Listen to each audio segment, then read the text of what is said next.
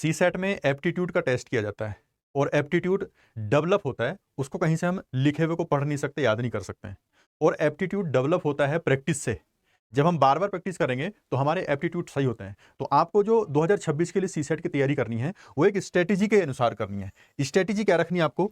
Strategy इस तरह से आप रखेंगे, मैं कहता हूं आपसे कि 2 फेज में आप अपना सी सेट करिए।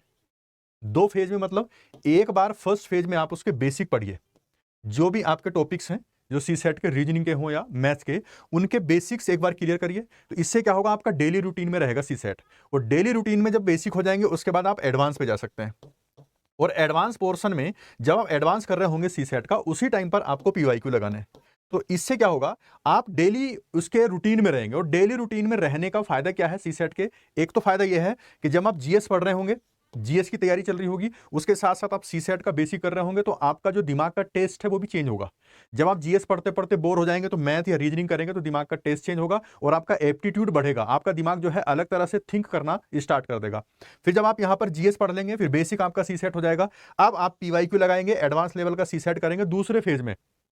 जब एग्जाम के आप कहेंगे कि आधा टाइम या आधा साल बीत चुका होगा, उसके बाद ये वाला स्टार्ट करेंगे, तो आपका जो एप्टीट्यूड सोचने का तरीका है वो और थोड़ा डेवलप होगा, एडवांस लेवल पे पहुंचेंगे। फिर जो पीवाईक्यू है उनको लगाने से भी आपका दिमाग डेवलप होता है।